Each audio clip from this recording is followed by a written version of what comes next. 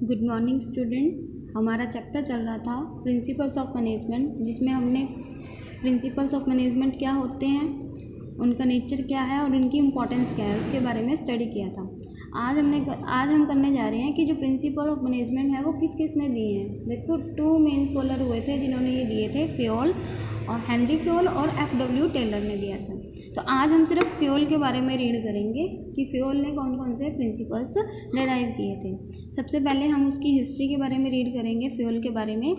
Henry Fayol was born in France in 1841, कि जो Henry Fayol है उसका जन्म फ्रांस में हुआ था 1841 में। He got degree in mining engineer in 1860 and started working as engineer in a coal mining company.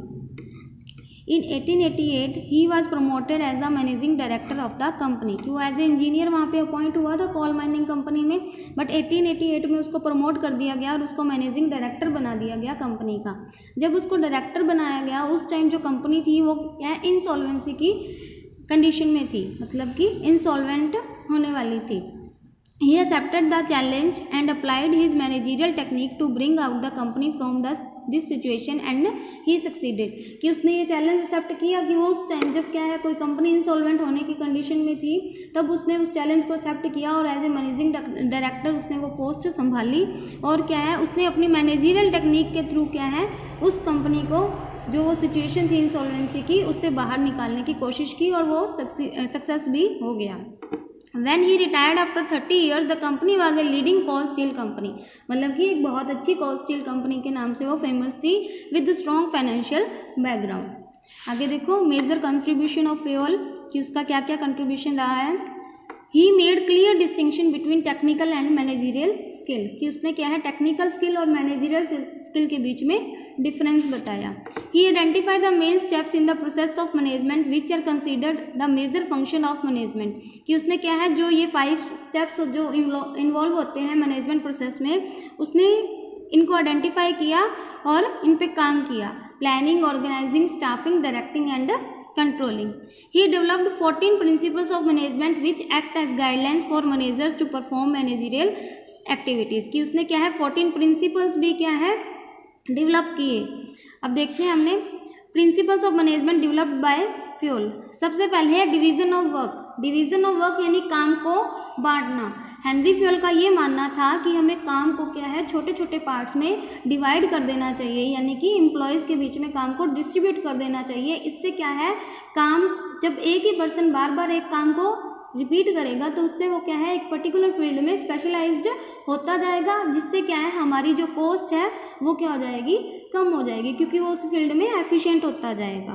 ठीक है, एग्जाम्पल देखो, आप इसको रीड करना लाइन टू लाइन, मैं आपको एक्सप्लेन कर देती हूँ। जो पॉइंट ऐसा होगा कि जो लाइन टू लाइन रीड करवाने वाला है वो लाइन टू लाइन रीड कर लेंगे।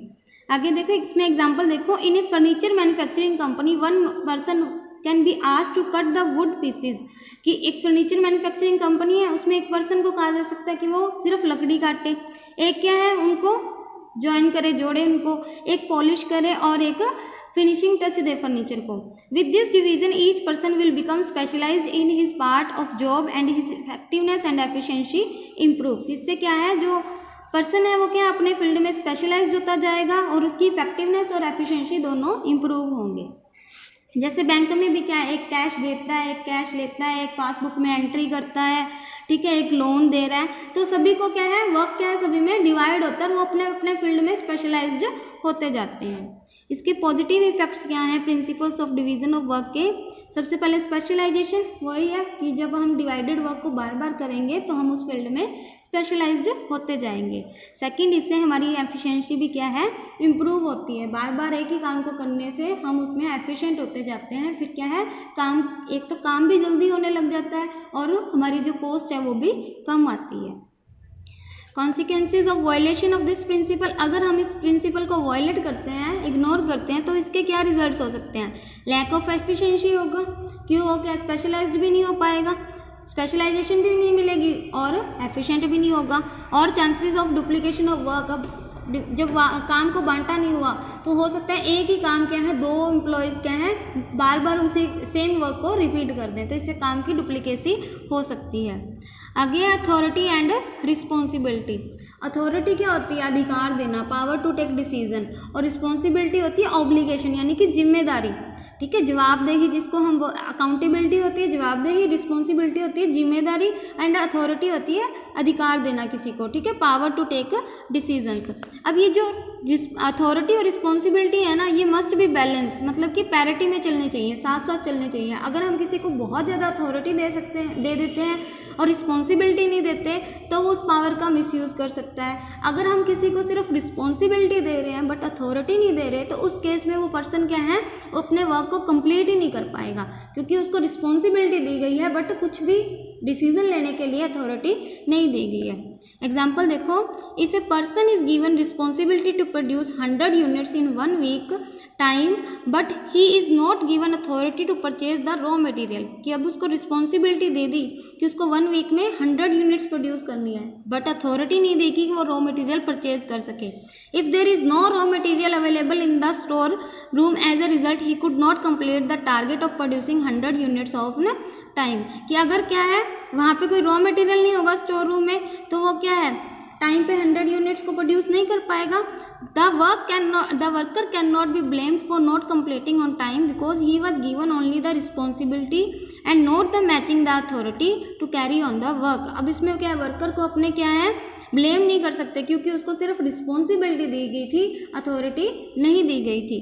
अगर उसको अथॉरिटी मिलती तो वो क्या है रॉ मटेरियल को परचेज करके उसको कंप्लीट कर पाता।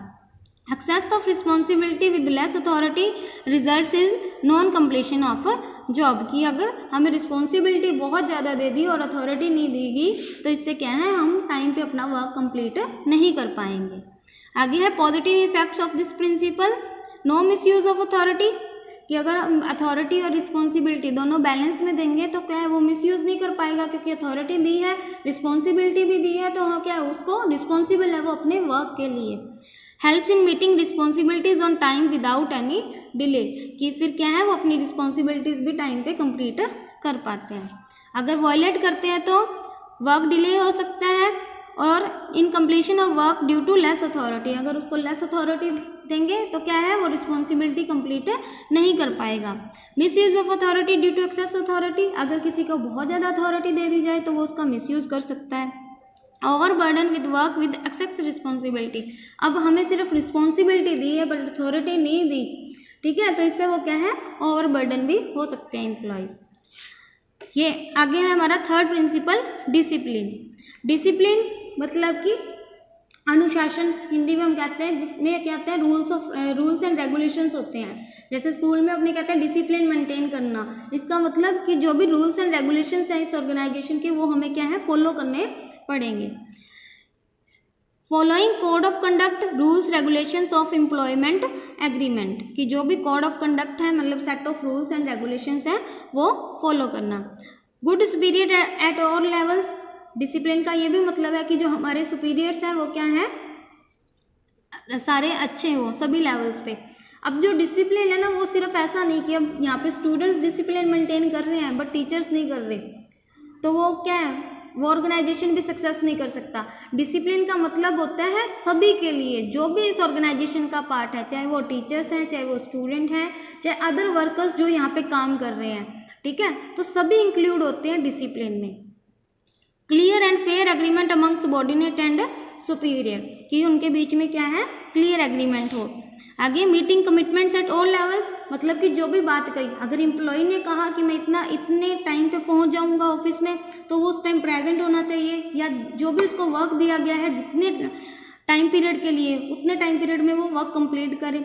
और ऐसा नहीं कि ये सिर्फ एम्प्लॉयज़ के लिए है, सुपीरियर्स होते हैं वो भी क्या है अपनी कमिटमेंट्स की, अगर उनको प्रॉफिट्स हो रहे हैं तो वो क्या है अगर उन्होंने कमिटमेंट किया था कि नेक्स्ट ईयर आपके जो आपको बोनस दिया जाएगा या इंक्रीमेंट किया जाएगा तो वो उन कमिटमेंट्स को कंप्लीट करें। जजिशियस एप्लीकेशन ऑफ पेनल्टीज, मतलब कि अगर कोई रूल्स एंड रेगुलेशंस को फॉलो नहीं कर रहा या इनको ब्रेक करता है तो उस केस में एक फेयर पेनल्टी क्या है चार्ज होनी चाहिए। Fayol insists that discipline is required at superior as well as subordinate level, that disciplinary rules shall not be applicable only on subordinates, but discipline requires good superiors at every level, clear and fair agreement between superior and subordinates, and judicious application of penalties. ठीक है। Example देखो, the employees must honour their commitments towards the organisational by working effectively and efficiently, कि employees को क्या है, must honour their commitments, कि जो भी उन्होंने बात की वो कैसे शो कर सकते हैं कि इफेक्टिवली और एफिशिएंटली अपने काम को कंप्लीट करके। On the other hand superior must also meet their commitments by meeting their promises of increments, promotion, wages, revisions etcetera, कि इन सभी को कंप्लीट करके। इसके पॉजिटिव इफेक्ट्स देखो, सिस्टमेटिक वर्किंग होगी ऑर्गेनाइजेशन में, इम्प्रूव्स एफिशिएंसी, मतलब कि सभी क्या है अपना काम क्या है डिसिप्लिन से करते जाएंगे, और अगर इसको वायलेट करते हैं तो इसमें क्या रिजल्ट्स आएंगे, डिसऑर्डर, कंफ्यूजन एंड चाउस, मतलब कि कोई भी क्या सब क्या है अपनी मर्जी का काम करेंगे फिर, तो इससे क्या है डिसऑर्डर भी होगा, कोई भी काम सही ढंग से नहीं हो पाएगा और कन्फ्यूजन भी अराइज होगी। Wastage of resources in absence of discipline, अगर डिसिप्लिन ना हो, रूल्स एंड रेगुलेशंस ना बने हो तो क्या है जो रिसोर्सेज हमारे पास अवेलेबल हैं उनका मिसयूज हो सकता है। Delay in work due to absence of rules and regulation, so work में भी डिले हो सकता है। आगे है fourth principle, unity of command. According to this principle on an employee should receive orders from one boss only, because if he is receiving orders from more than one boss then he will get confused and will not be able to understand that whose order must be executed first, कि unity of command यानी कि एक time पे सिर्फ एक ही person से उसे order मिले। ऐसा नहीं होना चाहिए कि एक टाइम पे उसको 2 पर्सन से ऑर्डर मिल रहा है, ऐसा होने की सिचुएशन में क्या है जो एम्प्लॉई है वो कंफ्यूज हो जाएगा, वो कोई भी काम क्या है सही ढंग से नहीं कर पाएगा, क्योंकि वो उसके मन में ये रहेगा कि किसका ऑर्डर पहले फॉलो करूँ। एग्जाम्पल देखो, if employee of production department is asked to go slow in production to maintain quality standard by production incharge, कि अगर उसको प्रोडक्शन इंचार्ज कहता है कि आप स्लो प्रोडक्शन करो, बस क्वालिटी मेंटेन करो, प्रोडक्शन में टाइम लगता है तो कोई बात नहीं, बट उधर से सेल्स इंचार्ज उसको क्या गाइडलाइंस दे रहा है, employees to fasten the production to meet the pending orders, कि अपनी प्रोडक्शन को तेज करो क्योंकि पेंडिंग ऑर्डर्स को कंप्लीट करना है। अब इस केस में क्या है, एम्प्लॉय पजल हो जाएगा क्योंकि प्रोडक्शन मैनेजर उसको कह रहा है कि स्लो प्रोडक्शन करो, क्वालिटी मेंटेन करो, बट सेल्स मैनेजर कह रहा है कि आप जल्दी से प्रोडक्शन करके मुझे मटेरियल अवेलेबल करवाओ। In this situation, employee will get confused as to whose instruction must be followed by him. इसके पॉजिटिव इफेक्ट्स क्या होंगे, no confusion in the mind of subordinate, क्योंकि उसको पता होगा कि मेरा एक ही बॉस है, मुझे इसी से ऑर्डर लेना है। नो ईगो क्लैशेस, जो सुपीरियर्स है उनमें क्या है ईगो क्लैशेस नहीं आएंगी, अगर 2 से ऑर्डर मिल रहे हैं हमें तो उनको ये रहेगा ना पहले मेरा काम करो, पहले मेरा करो, इस तरह से दोनों की ईगो क्लैशेज खत्म होंगी। इम्प्रूव्स इफेक्टिवनेस इन वर्किंग, और क्या है एम्प्लॉय क्या है टाइम पे अपना वर्क कर पाएगा। वायलेशन में क्या होगा, एक तो एम्प्लॉय कंफ्यूज हो जाएगा, subordinate will get chance to escape from his responsibilities by giving excuse, और जो सबॉर्डिनेट है यानी जो एम्प्लॉय है वो क्या है बच के निकल सकता है अपनी रिस्पॉन्सिबिलिटी से, वो एक्सक्यूज दे सकता है, एक को कह दे कि उसने पहले ये करने को कहा था और सेकंड को जाके कह दे कि उसने ये करने कहा था, वो कोई भी काम ना करे इस केस में। Ego clashes among the different superiors, ego आ सकती है। Difficulty in maintaining discipline in the organization, और इससे क्या है डिसिप्लिन मेंटेन करने में भी मुश्किल हो सकती है। नेक्स्ट है हमारा unity of direction. Unity of direction में है कि सारी एक्टिविटीज़ वन प्लान के अंडर हो, जैसे कि ठीक है देखो, according to this principle one unit means one plan, कि एक यूनिट का एक ही प्लान होना चाहिए। That is the efforts of all the members and employees of organisation must be directed towards one direction, that is the achievement of common goal, कि जो भी हमारे मेंबर्स हैं या एम्प्लॉयज हैं ऑर्गेनाइजेशन के, उनको क्या है एक ही डायरेक्शन में डायरेक्ट करना, ताकि जो हमारा कॉमन गोल है वो अचीव हो सके। If this principle is applied it leads to coordination, each department and a group having common objective must have one head and one plan only, कि जो भी डिपार्टमेंट है या ग्रुप है उनका कॉमन ऑब्जेक्टिव होना चाहिए। अगर परचेज डिपार्टमेंट है मान लो, तो परचेज डिपार्टमेंट का जो कॉमन उनका ऑब्जेक्टिव है, उन सभी को ग्रुप ऑफ मेंबर्स को उस ऑब्जेक्टिव को अटेन करने के लिए मेहनत करनी चाहिए। आगे एग्जाम्पल देखो, if an organisation is producing different lines of products, कि एक ऑर्गेनाइजेशन है अलग अलग प्रोडक्ट्स प्रोड्यूस कर रही है, जैसे cosmetics, medicine, confectionery items, each product has its own market, सभी प्रोडक्ट्स की अपनी अपनी मार्केट है, and its own business environment, each division must plan its target and every employee of that division must put his efforts towards the achievement of a plan. मतलब कि जो हर unit है वो क्या है, अपने अपने प्लान बनाए और उनको अटेन करने की कोशिश करें। इसके पॉजिटिव इफेक्ट्स, इससे ऑर्गेनाइजेशन के गोल भी अचीव होंगे, क्योंकि अगर हमारा जो यूनिट का गोल अचीव हो रहा है इट मीन्स ऑर्गेनाइजेशन का गोल भी अचीव होगा। ठीक है, efforts of all employees get unified towards one direction, सारे एम्प्लॉयज़ के जो एफर्ट्स हैं वो एक तरफ अटैच हो जाते हैं, मतलब कि वो फिर वन डायरेक्शन में काम करते हैं। इसके रिजल्ट्स क्या होंगे, वॉयलेट करने पे कोऑर्डिनेशन नहीं बन पाएगा, wastage of efforts and resources by working in different directions. अब अगर वही वर्कर्स अपनी मर्जी से काम करेंगे तो वो क्या है, अलग अलग तरीके से काम करेंगे, जिससे रिसोर्सेज की वेस्टेज भी हो सकती है। और डिफ़िकल्टी इन अचीविंग ऑर्गेनाइजेशनल गोल, और ऑर्गेनाइजेशनल गोल भी हो सकता है इससे अचीव ना हो। ये आपको डिफरेंस दिया हुआ है unity of command and unity of direction में। देखो, this principle insist on one boss one subordinate, और इसमें वन यूनिट वन प्लान पे इंस्टिट किया हुआ है। आगे, the main purpose of unity of command to avoid confusion and fix up responsibility of the employees, की जो कन्फ्यूजन है उसको अवॉइड करना और एम्प्लॉयज़ की रिस्पॉन्सिबिलिटी को फिक्स करना कि वो किसको रिस्पॉन्सिबल है। The purpose of unity of direction is to direct the efforts of employees of one department in achieving the main objective of that department, कि जो ऑब्जेक्टिव है एक डिपार्टमेंट का उसको अटेन करने के लिए यूनिटी ऑफ डायरेक्शन प्रोवाइड करना। The principle is related to functioning of employees with clarity in mind, मतलब कि एम्प्लॉयज़ के माइंड में किसी तरह की कन्फ्यूजन ना रहे। ठीक है, the principle is related to functioning of organisation as a whole और एज ए वन यूनिट, कि सारा ऑर्गेनाइजेशन क्या है, एक यूनिट की तरह यहाँ पे काम कर रहा है। This principle results in systematic working and improves efficiency by removing confusion and chaotic conditions. ठीक है, मतलब कि जो हमारा सिस्टमेटिक वर्किंग के थ्रू हम क्या गोल्स को अचीव कर पाएँ। This principle results in coordination and activities of different personnels, कि कोऑर्डिनेशन बना रहे एम्प्लॉयज़ में। आगे हमारा सिक्स्थ प्रिंसिपल है subordination of individual interest to general interest, मतलब कि इंडिविजुअल इंटरेस्ट को ऑर्गेनाइजेशन के इंटरेस्ट से कनेक्ट करना। According to this principle the interest of organisation must superseded the interest of individuals और employees in the organization. All the employees are working with some objective and there is always an objective of organization, कि हर individual भी कोई अपने objective के according क्या work कर रहा होता है। ठीक है, और ऑर्गेनाइजेशन का भी एक ऑब्जेक्टिव होता है। If the objective of individual are in the same direction of organisation then there is no problem, कि जो इंडिविजुअल का ऑब्जेक्टिव है अगर वही ऑर्गेनाइजेशन का ऑब्जेक्टिव है तो हम क्या है, हमारे ऑब्जेक्टिव्स को इजीली अटेन कर सकते हैं। But if the objective of both groups are in different direction then manager must try to reconcile individual interest with the organizational goal, कि अगर इनका ऑब्जेक्टिव अलग अलग है तो मैनेजर को क्या चाहिए कि वो इंडिविजुअल इंटरेस्ट को ऑर्गेनाइजेशन के इंटरेस्ट से कनेक्ट करे। If it is not possible then individual goal must be sacrificed for achieving organizational goal, अगर ऐसा नहीं होता तो इंडिविजुअल गोल्स को सेक्रीफाइस करना पड़ता है ऑर्गेनाइजेशनल गोल्स के लिए। एग्जाम्पल देखो, before buying raw material the manager must compare the prices and qualities of all the suppliers and give order to best rather than giving order to his own relative by misusing his power, कि जब भी एक manager raw material को purchase कर रहा है तो उससे पहले उसको मार्केट में एक सर्वे के अकॉर्डिंग, मतलब कि जो भी सप्लायर्स हैं उनके प्राइसेस को चेक कर लेना चाहिए। ऐसा नहीं कि वो बिना कुछ सोचे समझे, अगर उसका रिलेटिव कोई क्या है उस फील्ड में,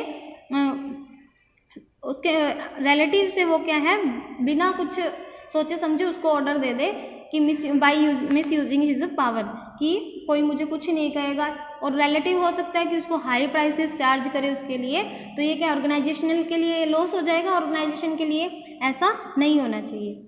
आगे पॉजिटिव इफेक्ट क्या है, अचीवमेंट ऑफ ऑर्गेनाइजेशनल गोल में हेल्प करता है और कोऑर्डिनेशन बनता है इंडिविजुअल और ऑर्गेनाइजेशनल गोल्स में। वायलेशन पे इसका opposite, no achievement of organisational goal and employees will also suffer in long run. आगे हमारा 7th प्रिंसिपल है रेम्यूनरेशन ऑफ पर्सन्स। रेम्यूनरेशन यानी कि वेजेस या सैलरी जो भी हम उनको देते हैं। According to this principle employees in the organization must be paid fairly और adequately to give them maximum satisfaction, कि इस प्रिंसिपल के अकॉर्डिंग जो भी एम्प्लॉयज़ ऑर्गेनाइजेशन में वर्क कर रहे हैं उनको जो वेजेस दिए जाते हैं वो फेयर वेजेस होने चाहिए उनके वर्क के according. The employees should be paid fair wages and salaries which would give at least A reasonable standard of living, मतलब कि जो वेजेस दिए जा रहे हैं वो एटलीस्ट इतने तो होने ही चाहिए कि जो क्या उनका स्टैंडर्ड ऑफ लिविंग क्या है वो मेंटेन कर सकें या वो अपने जो लाइफ है वो सर्वाइव कर सकें। At the same time it should be within the paying capacity of the company. The fair wages is determined according to, और फेयर वेजेस कैसे डिटरमाइन किए जाते हैं, financial capacity of the concern, की हमारे organisation की financial capacity कैसी है, by keeping in mind the maximum wage act of government, और जो वेज एक्ट ऑफ गवर्नमेंट है यानी कि उसके अकॉर्डिंग जो मिनिमम वेजेस गवर्नमेंट सेट करती है उससे ये ऊपर उनको पे करना चाहिए, उतने तो दे ही दें प्लस भी होने चाहिए। The wages and salaries paid by the competitors, और जो कंपिटिटर्स वेजेस वगैरह दे रहे हैं उनको उसके अकॉर्डिंग भी पे करना चाहिए, मतलब कि कंपिटिटर से हमेशा क्या है हाई करेंगे तो एम्प्लॉयज़ क्या है सेटिस्फाई रहेंगे। एग्जाम्पल देखो, if in a particular year the organisation has earn more profits then apart from giving extra profit to shareholders and owners, कि अगर एक पर्टिकुलर ईयर में ऑर्गेनाइजेशन को एक्स्ट्रा प्रॉफिट्स अर्न हुए हैं शेयर होल्डर्स को देने के बाद, some part of profit must be given to employees also in the form of bonus, तो जो एक्स्ट्रा प्रॉफिट्स हैं उनका कुछ पार्ट एम्प्लॉयज़ को भी मतलब कि हमें पे करना चाहिए as a bonus. This will encourage and motivate to put more efforts and increase the profit of the company, इससे एम्प्लॉयज़ क्या होंगे मोटिवेट होंगे। Positive effects, employees get motivated, devotion and commitment of employees improves, मतलब कि काम करने जो उनका वो डेडिकेशन, फिर ज़्यादा डेडिकेशन के साथ काम करते हैं उस ऑर्गेनाइजेशन में। इसके रिजल्ट्स वॉयलेशन पे, increase in turnover of employees, मतलब कि जो एम्प्लॉयज़ टर्नओवर है वो हमारे इंक्रीज़ हो जाएगी। एम्प्लॉयज़ टर्नओवर का मतलब कि जो एम्प्लॉयज़ हैं वो जल्दी से हमारे ऑर्गेनाइजेशन को छोड़ के जा रहे हैं, मतलब कि वो सेटिस्फाई नहीं होंगे तो वो क्या है उस फिर ऑर्गेनाइजेशन में काम करना पसंद नहीं करेंगे। और किसी भी ऑर्गेनाइजेशन की अगर एम्प्लॉयज़ टर्नओवर इंक्रीज़ हो रही है इट मीन्स वहाँ की मैनेजमेंट बिल्कुल भी अच्छी नहीं है। Dissatisfaction and demotivation of employees, इससे क्या है एम्प्लॉयज़ भी डिससेटिस्फाई रहेंगे और डीमोटिवेट होंगे। तो आज हम इसके 7 प्रिंसिपल्स ही कर रहे हैं, इसके टोटल 14 प्रिंसिपल्स हैं, बाकी के प्रिंसिपल्स हम नेक्स्ट वीडियो में करेंगे।